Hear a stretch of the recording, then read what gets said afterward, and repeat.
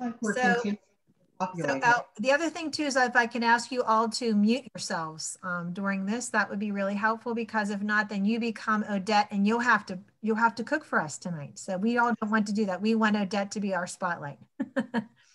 And so I want to introduce her. She's just been wonderful. She's been such a joy to have in our general group and our metastatic group. And I'm going to let her tell you a little bit maybe about her background and her history, because she's very interesting. So I'm going to make her our spotlight person here.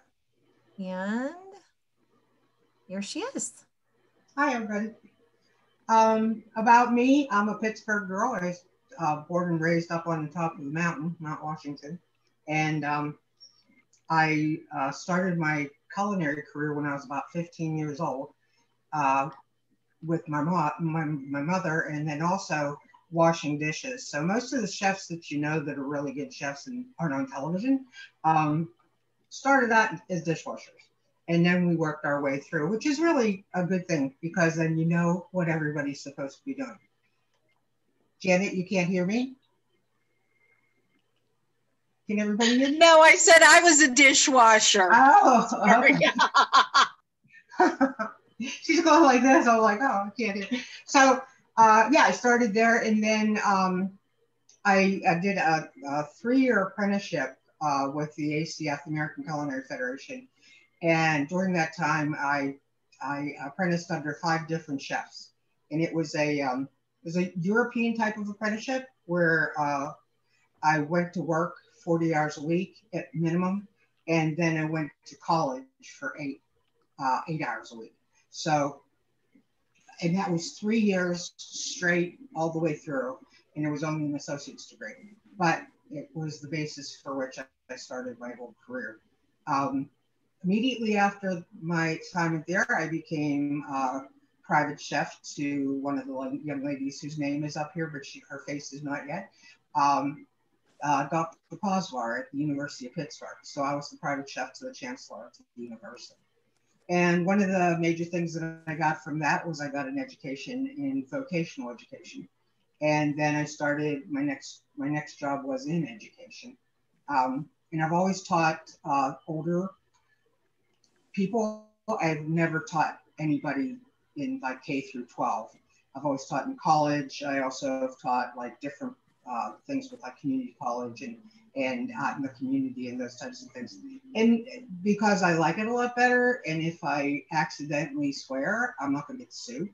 And mostly people your age are going to pay attention. Whereas those little kids, you got to chase them around. So I was at the University of Pittsburgh. Then after that, I started into a place called PBI. And it was a startup. And then from there, I moved on to Bidwell Training Center, Manchester Craftsmen's Guild. I'm not sure if you've heard of it, but it's a really great place. The education there is totally free. And then from there, I went to Job Corps, which is a federally funded education for children that are, not children, but well, teenagers that are educationally and emotionally and financially disadvantaged. So my students weren't, juvenile delinquents. They were just kids that fell through the crack of normal education.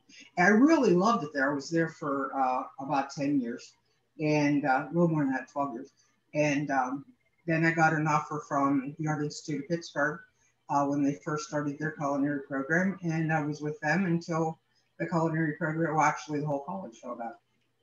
And then from that, I had a restaurant for a short period of time. And then unbeknownst to me, I had cancer, and my physicality just went kaput.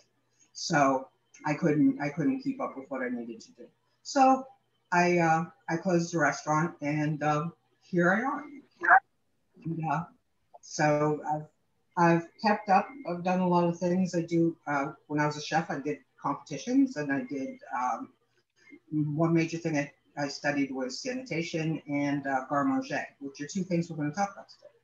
First off, with the sanitation, one of the things that we want to know, one of the things you want to know is that when you're at home, it's really easy for you to control your food and how you handle your food. When you're not at home and you're going to a restaurant or a buffet or whatever, you really have no control over what they do with your food. You're literally just trusting them. And I'm not cutting down on my industry, but there are a lot of food poisoning situations that are occurring now. And a lot of them are out of the chef's hands, like the whole romaine lettuce thing. The chef can't fix, contaminated romaine lettuce. But you can if you pay attention to what the CDC is saying and, avoiding anything that they come up with that's poisonous. And it is poisonous, you can die. And especially people in our situation, because our immune systems are been affected, and Salmonella, E. coli, and there's a ton of other ones, but those are the two that we commonly hear about. One of the major things that you want to think about with sanitation that they don't really teach you is it's called cross-contamination. And that's really super easy for us to do at home without even knowing that we're doing it.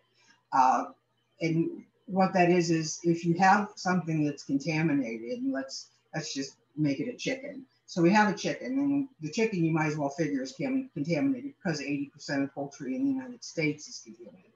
So you take that chicken and you cut it all up and you get it ready for fried chicken, and you know that you're supposed to cook that chicken to 165 degrees. So that's what you do. And then when you're done, you wipe off your counter, and then you take the potatoes for the potato salad and you cut them, and the celery and peppers and everything else that you put in your potato salad on the cutting board, and you mix it all together and get it done, and you put it in the refrigerator. Okay, well, the next day you end up with food poisoning. Where did it come from? It came from the potato salad, because the cutting board, the chicken contaminated the cutting board contaminated the potato salad. So that's one of the things that people don't really think about. And also, like where you put things in your refrigerator. You want to make sure that you're putting any meat at all in the lower shelves of your refrigerator, and your raw food that you're not going to cook, like your lettuce for your salads, or any of that type of thing that's going to be eaten raw, you put them above. Because if the juices, if you put the vegetables down in the crisper, that you're not going to cook. I mean, things you're going to cook, that's fine. But if you're not going to cook them, if you put them in the crisper and something would happen, like I had a situation that just happened in my refrigerator, was defrosting some pasta sauce, and the pasta sauce literally dripped down the back of the refrigerator and right into the crisper. So I had to throw all my vegetables away because I didn't know, what the contamination level would be. But think about that. Meat goes down, uncooked products go up. And just make sure it's kind of reverse of all of our refrigerators. Our refrigerators are all backwards. But think about that, because it's just something, I mean, it's not something that you really think about. You put the chicken in there to defrost, and then, the next day you take it out and you think everything is hunky-dory, when in actuality, you're going to make a romaine salad, a Caesar salad, and it's been soaking in chicken blood. Kind of gross. But it's better than you guys getting sick. And so I want to make sure that you got that. Another thing is we need to consider is the nutrition. Our nutritional value of our food is very important. And one of the major things that you want to think about is that the more raw your food is, the better it is for you. Not saying I'm not a raw eater, but I'm saying if you can eat crudité, which is vegetables, with dip, rather than eating a tossed salad one day, you're getting more nutrients. One of the things that just put in your mind is every day you want to eat a rainbow, and every color of the food that we eat is very important. So if you have red food, yellow food, green food, brown food, all of the colors are going to give you a different type of nutrition, so that you're going to get a balanced diet. And when you think about, like I say, you're going to have a a steak, baked potato, and a tossed salad, well, that's fine and that's good, you know. But if you turn that tossed salad into some raw vegetables with a nice dip, I'm going to give you a recipe a little later on. You know, it's number one, it's more like an appetizer. Number two, you have a bigger opportunity to play around with your food, and that's one of the things I want to encourage you to do is play with your food, because it's a lot of fun. And so think about that, switching things up a little bit. You know, maybe not sautéing all of the vegetables, not cooking your green beans until they're olive drab. If you think about your food when you're purchasing it, I would strongly suggest that you purchase frozen food.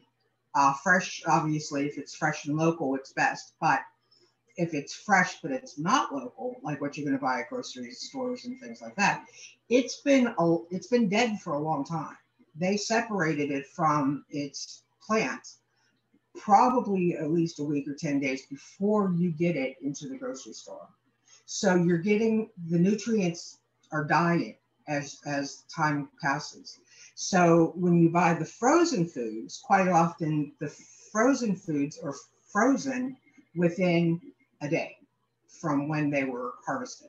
So the frozen food can actually have more nutrition than a raw vegetable, depending on, you know, where you're purchasing. If you go into the farmer's market, yeah, that's the absolute best. So do that. But in the middle of winter, to go out and buy a carrot at the grocery store, that carrot is probably at least 10, if not 14 days old. Okay, if you buy the carrot and it's in the freezer, it's at 1 day's nutrition, you know, the nutrition that it was on the first day it was. Another thing is, if you deal with vegetables, you know, raw is raw, and there are things that you need to do raw vegetables with.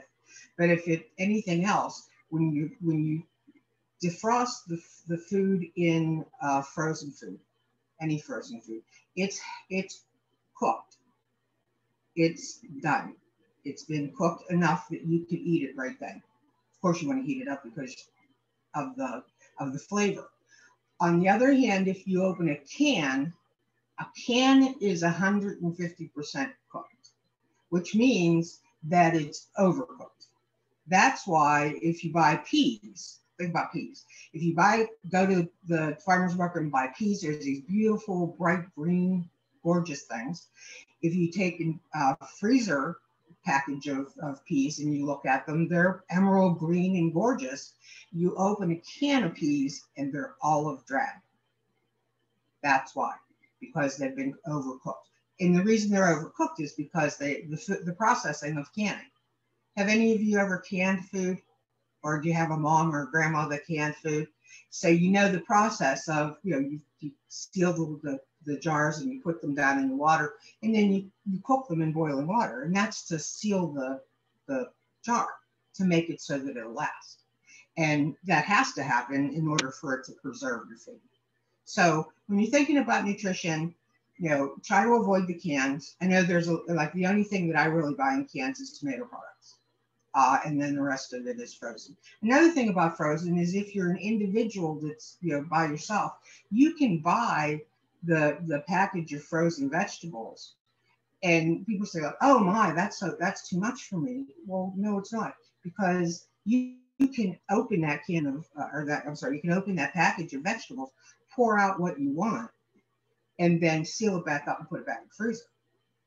Okay, whereas if you open a can, you end up with 12 ounces of vegetables. If you only eat 4 ounces of it, then what's going to happen? You're going to have to eat that same vegetable for 3 days or so. So, you know, think about that. It actually is a, you know, a good budget thing to do, is to buy the bags. You know, I'm not saying big family size, you know, the regular bags. And then that way you get what you want. And another thing that I like to do with frozen vegetables is your vegetable soup. You can have a really nice variety of vegetables to put in your soup if you're using, you know, a little bit out of the corn bag, a little bit out of the pea bag, some green beans, you know, all of that put together and make your vegetables.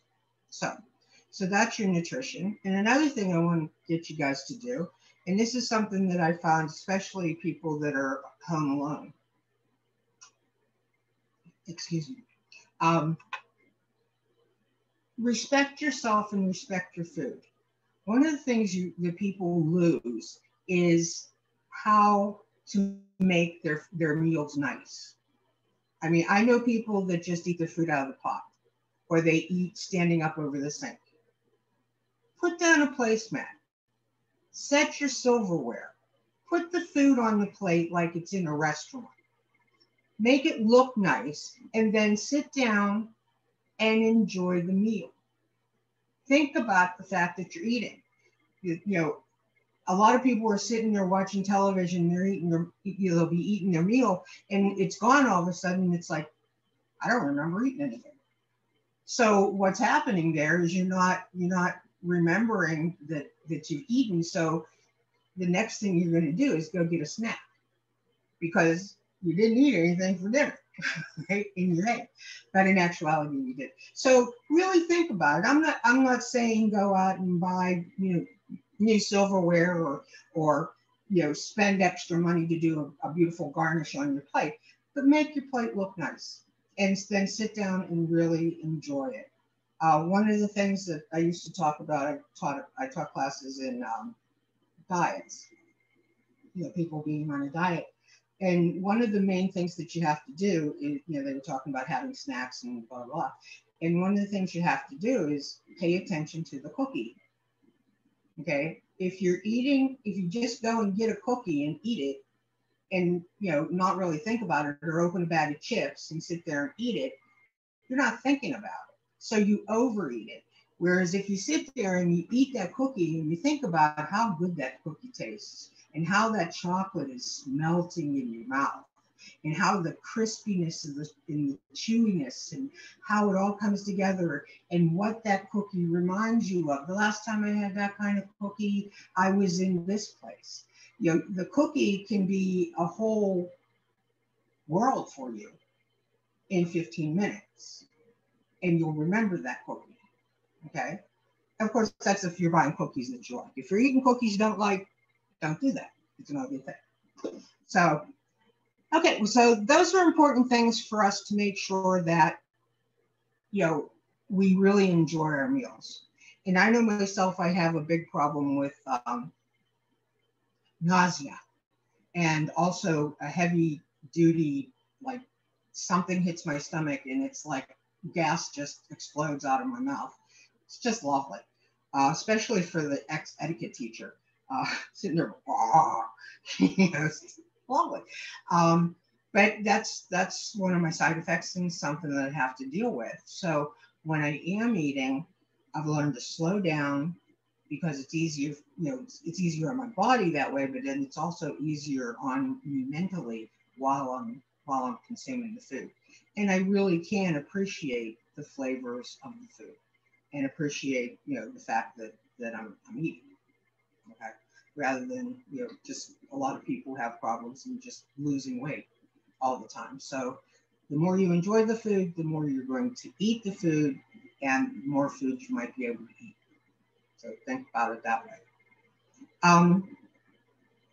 Now, let's get into some recipes. Wendy, did you send the recipes and everything else out to everybody? You know what? I did not send them out yet because I thought you could go over them first and then at the end, I would send them out to those who would, actually I could send them out to everybody that was on my email list, but I thought you would go. I didn't want to ruin the surprise of the recipes. Okay. So you will soon be receiving some recipes and things. So I thought about when I was putting the program together, I originally titled it Cooking with the Big C.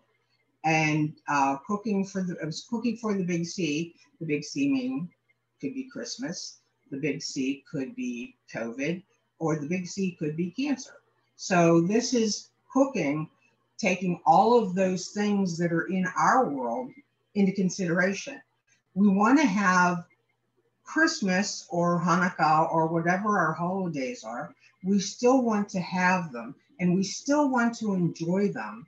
And what I want you to do is put some of the things that you might have just said, it's just me, I'm not going to make that, or I'm not going to do that. Just put it into your schedule for December, that you are going to include some cookies, and you are going to include some appetizers, and you're going to have fun with your food, because that's what a lot of Christmas is about.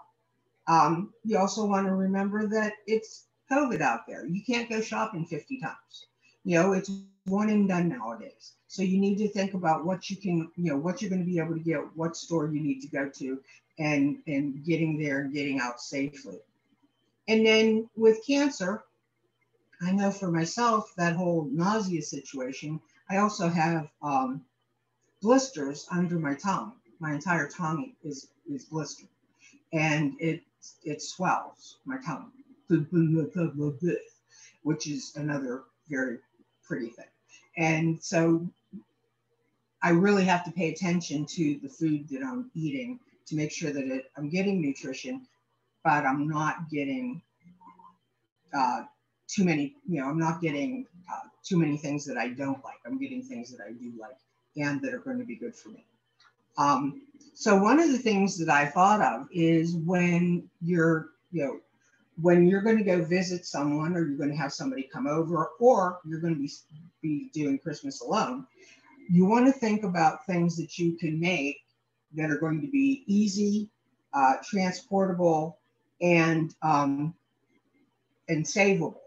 So the first one that I came up with, it's a veggie tortilla rounds, and you'll be receiving all these recipes. What I do is I just take a 10-inch tortilla and I square it off, and then I take veggie cream cheese. Now, or you could use onion and chive cream cheese. You could use, there's a whole bunch of different things that whatever your flavor is, and take that and spread it across your tortilla, but leave about 1/4 of an inch on the one side without anything on it, with no cream cheese.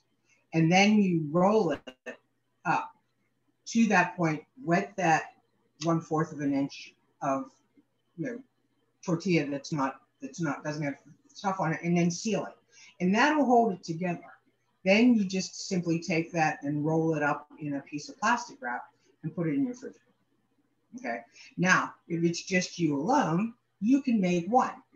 If you're going to somebody else's house, you can make as many as you want. You can make 3, 4, 5, 10. And they're very easy to do, so we don't have to really worry about spending all of our energy doing it. And they're very nice. Other people like them. And so what you have now is you have tubes, right, wrapped in plastic wrap, and they're in your refrigerator. Now, if you're going somewhere, you just simply take those tubes and transport them as tubes.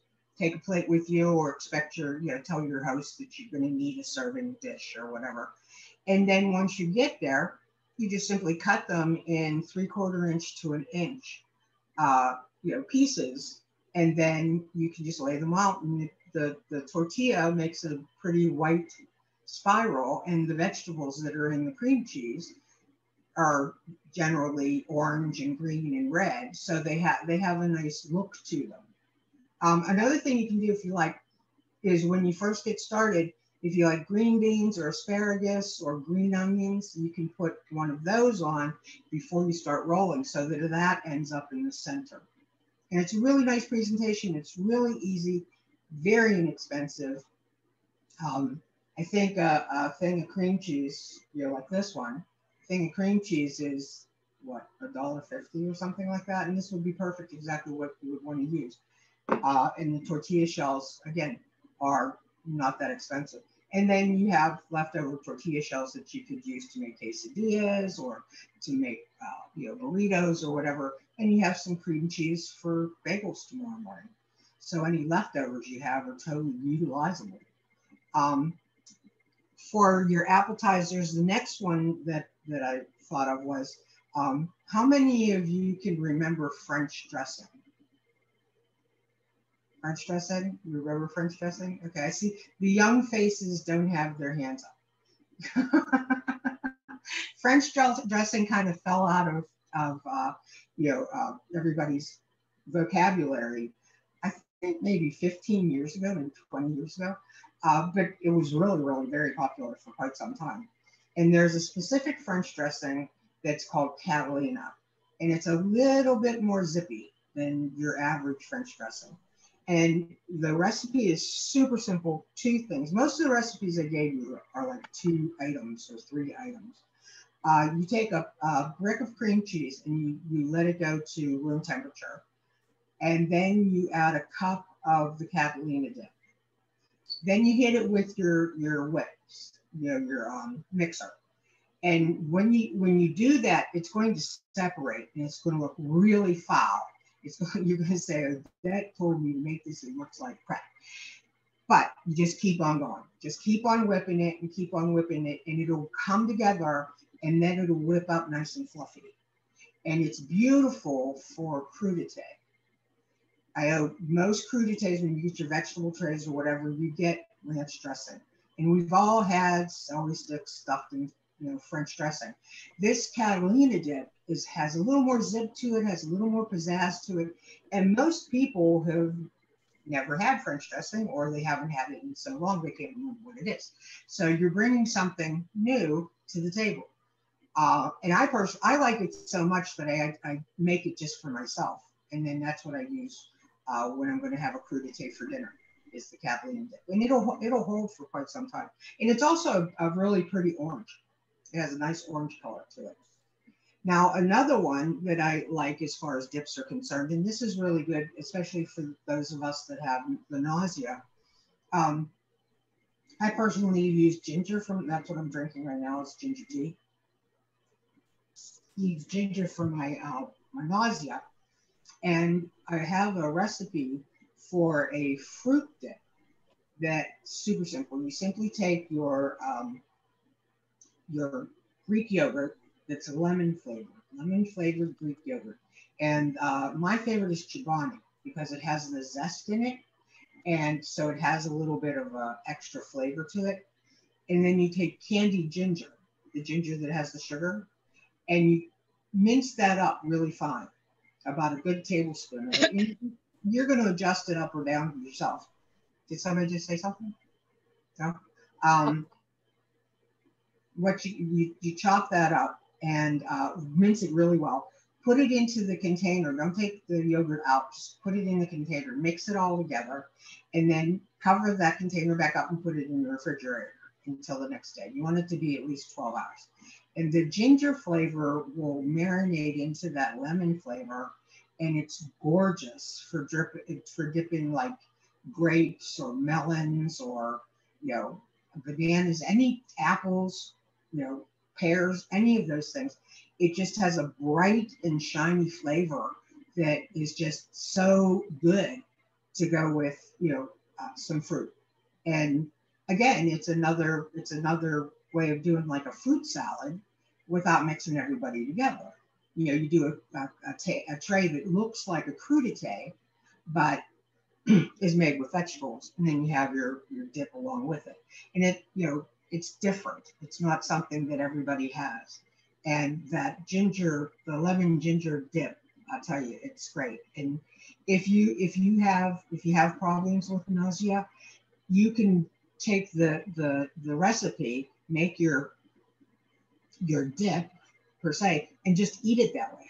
Just eat your lemon and ginger as a yogurt, and it's great. It's fine. You'll love it. So I hope you love it. Okay, another thing for you to do to make things convenient for yourself is, how many of us remember TV dinners? My mother never let me eat one, but I remember what they were. So when you're saying to yourself, well, I'm not going to cook a whole, roast beef for myself for Christmas, or I'm not going to do any, ham or whatever, you don't have to confine yourself to not eating what you want.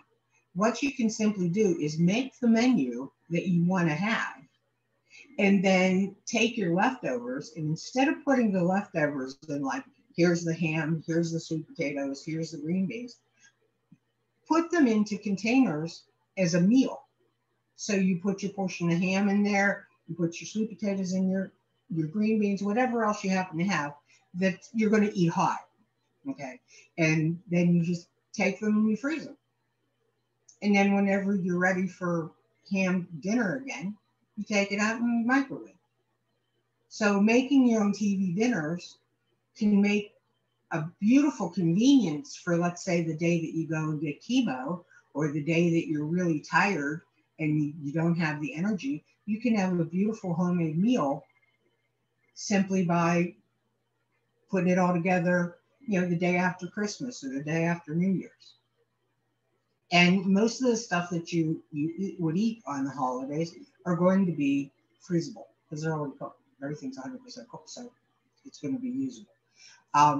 But it, you know, I just can't see. I talk to a lot of people that are like, I have sandwiches, or I have this, or I have, and it's just boring stuff.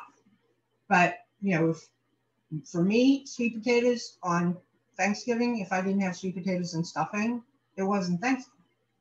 Those are the things I love, and I would love to have them throughout the year, or at least throughout the winter. You know, and I can do that if I put them into TV dinners.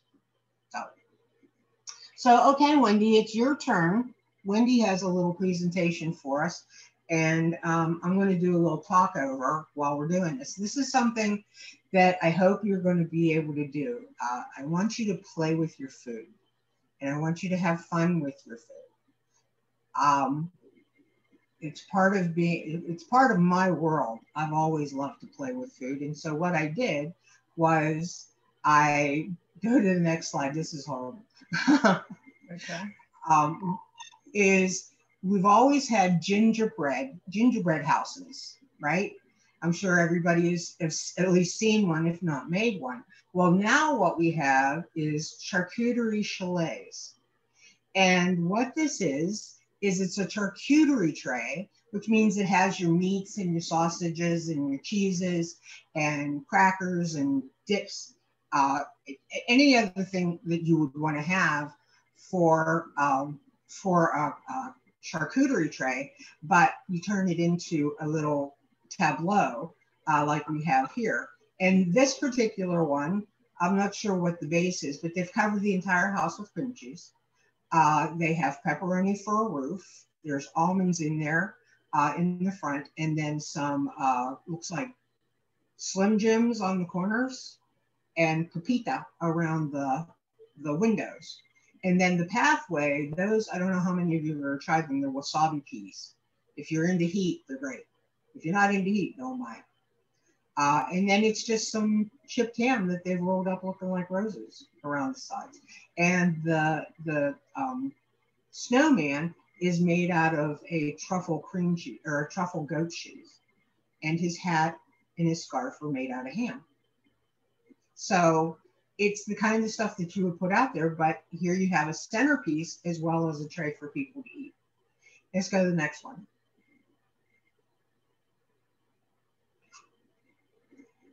Here's one. This one has to be pretty big because they're using the pretzel sticks on the side. And you can see they've used a bunch of different pretzels. They have a log of cheese on the side that they've put some rosemary in, and a very simple door made out of cheese. So, and again, this is just stuff that you're going to have for a holiday anyway, and you can make it, you know, as big as you want or as little as you want. Let's go to the next one.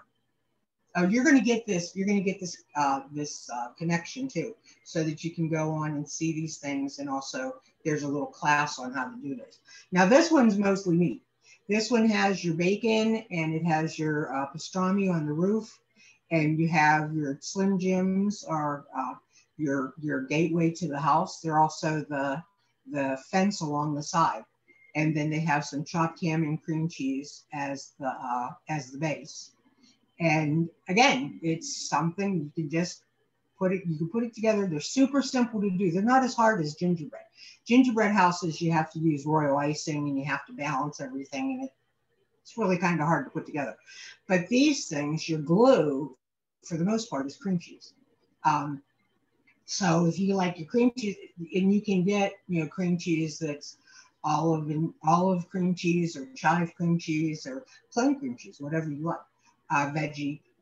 So that's your base, and then you just stick everything to that.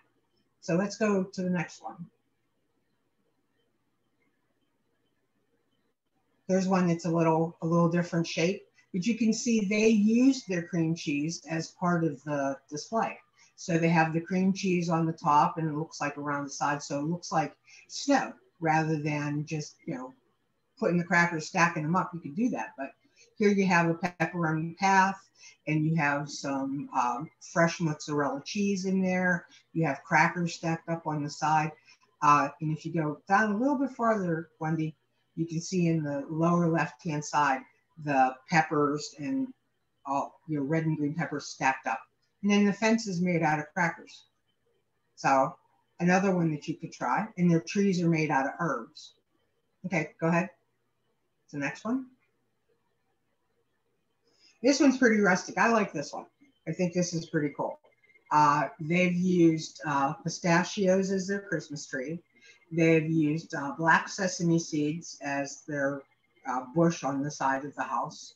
They also have some cheese on the top with their almond, and they have prosciutto, and I'm not going to remember the name of it. It's an Italian sausage. It's not pepperoni.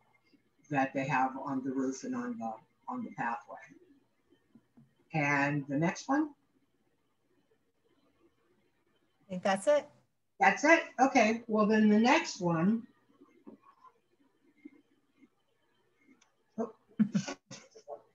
Is this. Can everybody see me? Can everybody see it? That's perfect. Okay, I need to pull this down just a little bit.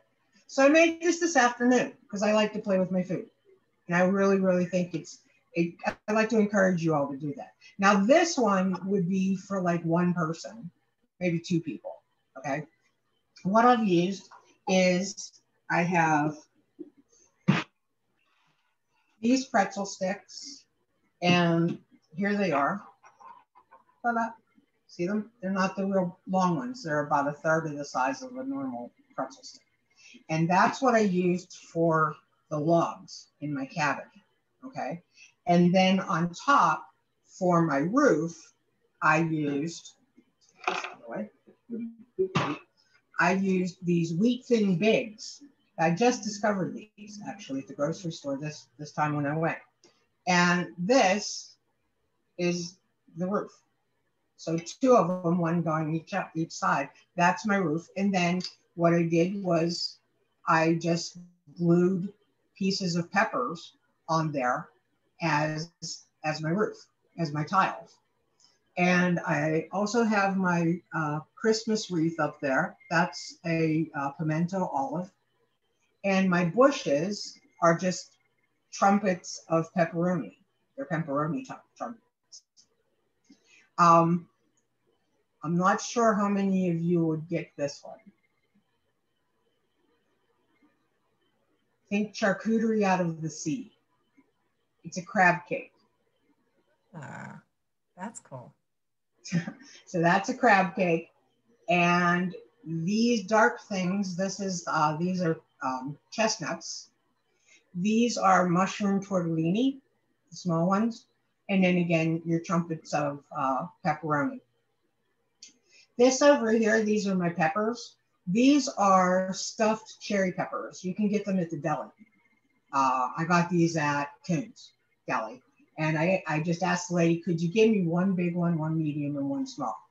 And so that's my Christmas tree. Okay. And what I did to hold them together was I used a skewer. Okay. This is a skewer that in restaurants you would have gotten, you know, your sandwich skewer together, or maybe some olives on in your martini. And I just stuck that through, and it gave me the header on top. It gave me the head so that I could glue my little pepper star to it and have the star on my Christmas tree. And then these two are the little peppers that I get those at Aldi's. They have little mixed colored peppers, so you can get, there's yellow and green, orange and red. And I just cut them so that they were different lengths. And so now I have a nice little bunch of Christmas trees over here. And then last but not least, oh wait, no, I have Swiss cheese, and it's a natural hole there that I filled up with and just cream cheesed it and put it right in the front. Then I took and smeared some cream cheese down the center here. And this is ham. This is a Black Forest ham that are making my beautiful, what do they call it? The Spanish top, not Spanish top, but the beautiful patio rocks. And then these are Kalamata olives, quartered Kalamata olives that I put down the side. Now, these are all things that I had in my house. You're going to use the things that you have in your house, okay? Or the things that you like, or the things that you know your friends are going to like. And it's just something, this took me probably an hour and a half to actually put it together. I had thought about it for a while. So, the whole idea of it, as a matter of fact, I have a drawing that I made. We chefs, when we do the garde manger type of things, which means making the food look good, we will do like a pre photo of it or drawing of it so that we know what we're going for. And I pretty much hit it. I think it works really nice. And I'm going to do like that. And just to finish it off at the very end, we can just make it smooth. This is mozzarella cheese. It's just simply the bag of shredded mozzarella. And you just finish it off like that and you have your snow. So that's one thing I'd like you to play with. Okay, and oh, this goes down.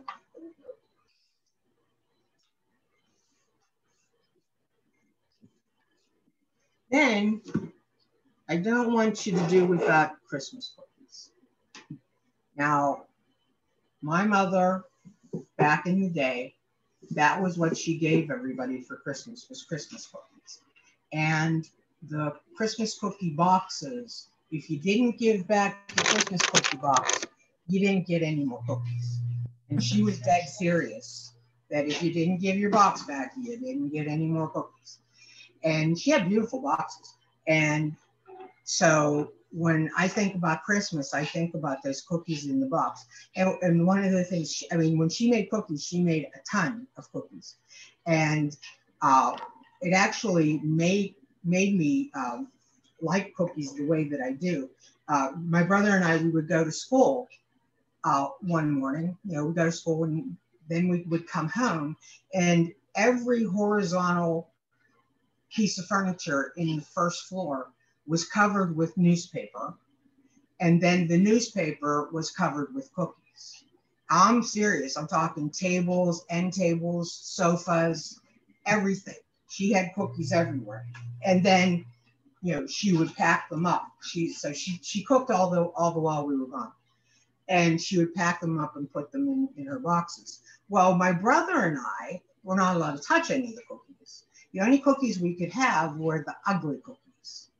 And that were the ones where the ginger man whose arm fell off, or the cookies that were a little overbaked and all of that. Well, now I personally love overbaked chocolate chip cookies. They're my favorite. I've even had students that tried to bribe me by cooking me overcooked chocolate chip cookies. So, but that's how I like them, because that's how I got them, most of my childhood. So we don't have to all be like my mom. We can be normal people. And what I would suggest that you do is get your favorite recipe, one batch of either sugar cookies or shortbread cookies, okay? And then you just play with them. And I have an entire list, this is part of what the package you'll be getting. I have an entire list of different things that you can do to cookies to make them different. I did these last night. They're all one batch of shortbread cookies. Okay. Now, what you can do is you can put things in the cookie. So this one is chocolate chunks and cashews in the cookie. They're wonderful. Another one that I did was white chocolate and cranberries with it inside. Then I also have ones that you cook them plain and then you take them out and you put different things on top of them. So this one is chocolate, a chocolate kiss. This one is a cherry. So when the cookies come out of the oven, while they're still hot, you just simply press the chocolate chip or, you know, a peanut butter chip or a butterscotch chip. Reese's Pieces are really good. You know, the little tiny peppermint patties are really good. And what they'll do is they'll just melt into the cookie and they're not going to fall off. The next thing you can do is you can take your cookies and you take the dough and you roll it out into a tube. And then you roll the tube over something. So it could be nuts. This case I had blue jimmies. So that's what I used. I put jimmies on it. So then you just cut it into discs and you bake them and you end up with a nice colorful cookie that tastes great and looks good. And your ends are going to end up looking like this. They're going to be more covered. Okay. So that's what you put on the outside. And then another one is when you pull the cookies out of the oven and just let them cool enough that you can handle them, you can throw them into powdered sugar and you can make this nice white one, or you can throw them into cocoa and powdered sugar and make a chocolate cookie. Or you can take, and this one is, I don't know if you can see the difference. This has pink sugar, like a crunchy sugar, and powdered sugar together. So it gives it a different color. Now, these were the colors that I had at home. Of course, if you're doing it for Christmas, you're probably going to do red and green, but I didn't have red. Other things you can do is you can dye the cookies. You can take some of them and dye, you know, some green and some red, makes checkerboards, or you could make pinwheels. Another thing you can do is, put different flavors in. I love to put lemon extract into a shortbread cookie. It really makes a nice lemon cookie. And then when those come out, you can do a little milk icing on top, pourable milk icing. And it makes like a totally different cookie as well. So those are the things that I have for you. And I'm hoping that, you know, one of the things you can do is have fun with your food over the holiday season. So play with your food, enjoy yourself. I know I do. So that's it. Anybody have any questions or anything? Wendy? I have to say thank you so much, Odette. I am so, this has to be, she has to be one of our best speakers, right, everyone? I mean, I have to give her a round of applause. That is, what a way to start off the holiday is what I look at, right? I mean, it's just, this is perfect for us, actually.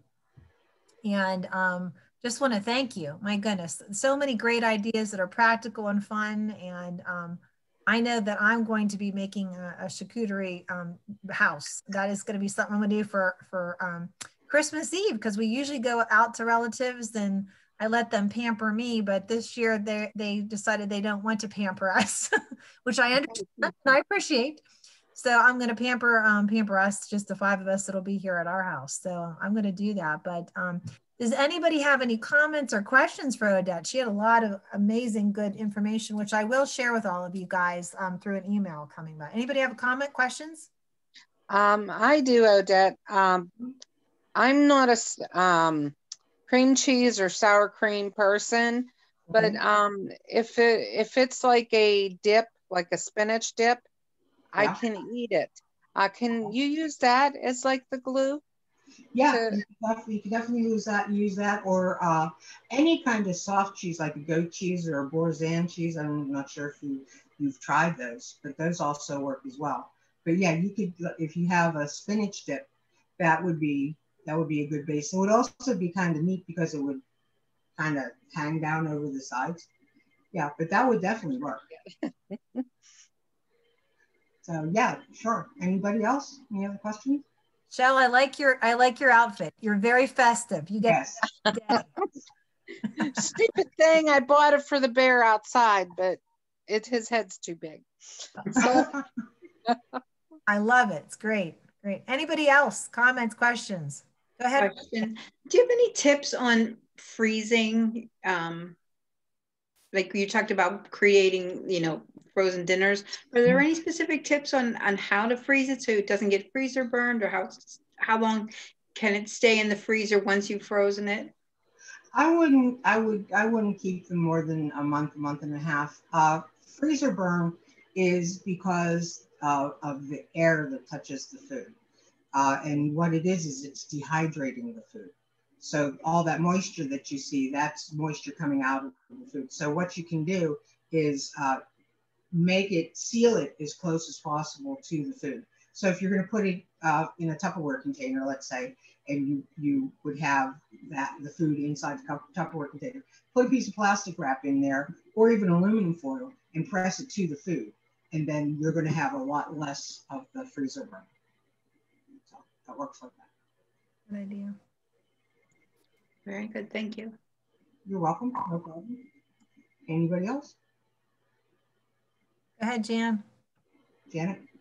Odette, you were saying about you were having problems with your mouth and your throat. Mm-hmm. This is the book that I got from the American Cancer Society. It's you can't see it. It's what to eat. Mm-hmm. It's for the American Cancer Society. Okay. It's a cookbook for cancer patients. And I've used this a lot. And somebody loaned it to me, and then I bought my own copy. And this book is so different. It's arranged, the recipes are categorized according to symptoms. Oh. Not according to entrees or meats no, it's not like vegetable. No, it's not like that. Like this, I looked in it to make sure. It's like one of the categories, there's nausea, diarrhea, constipation, and then there's a category for sore mouth and difficulty swallowing. And then it has the foods that you can eat that will help that symptom. And then the other one is taste alterations, and the last one is under intentional weight loss. So I've used this book a lot, especially the nausea one or the diarrhea one. I've made a lot of recipes out of here. So I just wanted to, plug the book. Very cool. That's what to eat. What to eat. What to eat. Cool. I love cookbooks. I read them like novels. I do too. I have tons of cookbooks, and I knew you would like that. Yeah. I got it from Amazon. Oh, cool. Thank you. That's great. I know Martin. And thank you. I really appreciated your presentation, and I'm looking forward to the recipes. Thanks. You're welcome. Yeah. I know Martin said in the chat box, love the presentation. Many thanks, Odette. And then Brenda said, love the one recipe, but so many different cookies. I love that, right? From one recipe. I like that you can be creative like that. See, I don't have that brain. I can copy those things. So it's great to have these ideas to be able to try. So this gave me some enthusiasm for the holidays. I don't know about you guys, but it's hard. We're all struggling to get through this the best we can. And I think doing something different and new doesn't necessarily have to be a negative. It can be positive, right? So. My dog's barking. One more thing that I forgot to mention. For the cookies, you can use the refrigerated sugar cookie that you buy at the grocery store. You don't even have to make a batch of cookies. You just use that stuff, and it'll come out the same way. So you can have all these different cookies. And this could be, I mean, this is a for me, this is a personal size box. You know, my husband and I will fight over it. I wish you were here. We could sample them. I told my husband that he wasn't allowed to touch them. He remembers back in the day when I had a catering company and I'd have all this food, and he'd be like, "Nope, can't touch anything." that would test your marriage for sure. Yeah. Did you include the shortbread recipe for shortbread cookies, Odette? I know a lot of us can have access to sugar cookies, but a good shortbread recipe. Do you have one of those as well? Yeah, sure. I'll type it up and send it to you tomorrow. Okay, that would be great. So a couple other things in the chat says thank you. Peg says thank you. I can't cook, but I love that others can. And then Martin said, I'll return the tin, Odette. My address is. Okay, sounds good. I love it. I love it. Anybody else? You guys have great comments, great questions. We're lucky we have our upcoming PIT students on here. Our PIT OT students have joined us tonight. So we're thrilled to have those guys with us. We'll have 5 actually of them in January, and then my 2 students from Slippery Rock. So we'll have actually more students and employees in January. But we love it because they have all that creative, juice flowing. But Excellent. I can't thank you enough, Odette, for everything that you've added to our group. And do you mind me sharing what type of cancer that you have? Can we share that? Sure, go ahead. So Odette has stage 4 ovarian cancer, and she's doing absolutely amazing with it. And we're just, as you can see, I mean, how many people that you know with a stage 4 cancer can go and do all of this and do it with such joy, right? And I think that is, her and I talked about her finding something to have a purpose for, right? And she started this wonderful blog, and then the blog turned into her coming on here and doing some recipes in the last couple of months. And now she is my star of my Holiday Joy series. And so purpose is really important, you all. And she's living proof that, you can live with cancer truly and enjoy, your life. So we're thankful. I'm thankful for her and for all of you. And I hope you can join us for the rest of the series. And we may have the blog. The blog hasn't gone out yet. I'm working on content right now. And as soon as I have the content and I launch, then I'll let you guys will be the first to know. And that'll be great. And we'll definitely attach it to our Facebook page to Odette for the Cancer Caring Center. Cool. So we look forward to seeing you next Wednesday at 5. And I would love to see all of your holiday decoration or even discuss a holiday memory that's really important to you, that's significant. And then the following week, we'll do our holiday game night with your favorite beverage and your favorite attire. So I'm going to get another attire. Maybe I'll have another hat. And Shelly, you came dressed appropriately. So love that. So go Steelers. Anybody quickly, any update on the game before we check out here? Ask Janet, ask Kurt for an update on that game.